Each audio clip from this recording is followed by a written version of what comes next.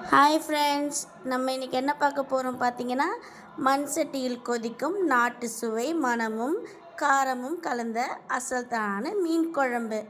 வீடியோக்குள்ளே போகலாமா? நம்ம எல்லாம் க்ளீன் பண்ணி வச்சாச்சு, மஞ்சத்தூள் போட்டு. அதுக்கப்புறம் வெங்காயம் தக்காளி எல்லாம் அரிஞ்சு வச்சாச்சு. அப்புறம் சட்டியில் எண்ணெய் ஊற்றி கொஞ்சம் கடுகு போட்டு காஞ்ச மிளகாய் போட்டுட்டு, அப்புறம் வெங்காயம் தக்காளி பூண்டு பச்சை மிளகாய் கருவேப்பிலை எல்லாமே, மிளகாத்தூள் மல்லித்தூள் மீன் மசாலா எல்லாமே போட்டு நல்லா கலரிட்டு கொஞ்சம் தண்ணி ஊற்றுங்க. தண்ணி ஊற்றிட்டு அதுக்கப்புறம் அந்த பச்சை வாசனை போகிற வரைக்கும் நல்லா கொதிக்க விடுங்க. கொதித்த பிறகு புளி கரைசலை வந்து நம்ம எல்லாம் சேர்த்துட்டு அதுக்கப்புறம் நல்லா கொதித்த பிறகு மீனையும் எடுத்து போட்டுருங்க.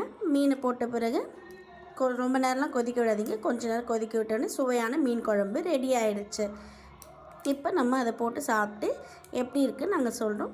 நீங்களும் உங்கள் வீட்டில் செஞ்சு பார்த்துட்டு கமெண்ட்ஸ் பண்ணுங்கள். பாய்.